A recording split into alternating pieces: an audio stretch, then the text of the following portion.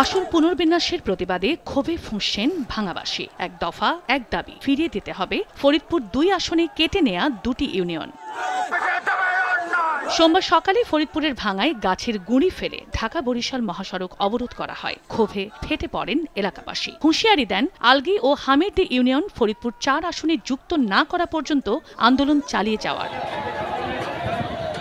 এক পর্যায়ে ভাঙা থানা ঘেরাও করে গাড়ি ভাঙচুর চালানো হয়। এছাড়া উপজেলা নির্বাহী কর্মকর্তা ও নির্বাচন কার্যালয়েও হামলা ও অগ্নিসংযোগ করে আন্দোলনকারীরা।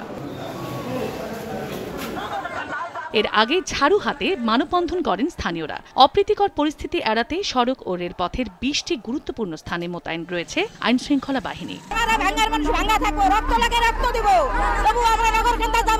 এখান থেকে সালতা গেলে আপনার হলো ৩০ কিলো পথ, তো এটা আলগী এবং হামিদিবাসী মাইনে নেবে না। সড়ক ও রেলপথ অবরোধ করে জনভোগান্তির ঘটনায় রোববার ভাঙা থানায় ৯০ জনের নামে মামলা করে পুলিশ। মামলায় সর্বদলীয় ঐক্য পরিষদের প্রধান সমন্বয়ক এবং আলগী ইউনিয়ন পরিষদের চেয়ারম্যান সিদ্দিক মিয়াকে গ্রেফতার দেখানো হয়েছে। যখন রাস্তা ব্লক করবে তখন তো বেআইনি কাজ হলে তো আমাকে আইনগত অ্যাকশন নিতে হবে। এদিকে চরভদ্রাসন, সদরপুর, ভাঙা এই ৩ উপজেলা নিয়ে গঠিত ফরিদপুর ৪ আসনকে ভেঙে ২টি সংসদীয় আসনে রূপান্তরের নির্দেশনা চেয়ে হাইকোর্টে রিট করেছেন বিএনপির চেয়ারপারসনের উপদেষ্টা শাহজাদা মিয়া। আমরা আশা করি আগে যে ৭০ সালে এবং ৭৩ সালে পূর্বের ন্যায় যে ফরিদপুর ৪ এবং ফরিদপুর ৫ যে আসন ছিল, আমরা সে আসন চাই।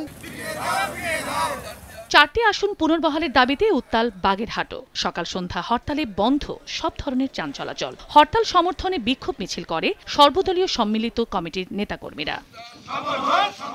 চন্দ্রা বিশ্বাস, ববি, সময় সংবাদ।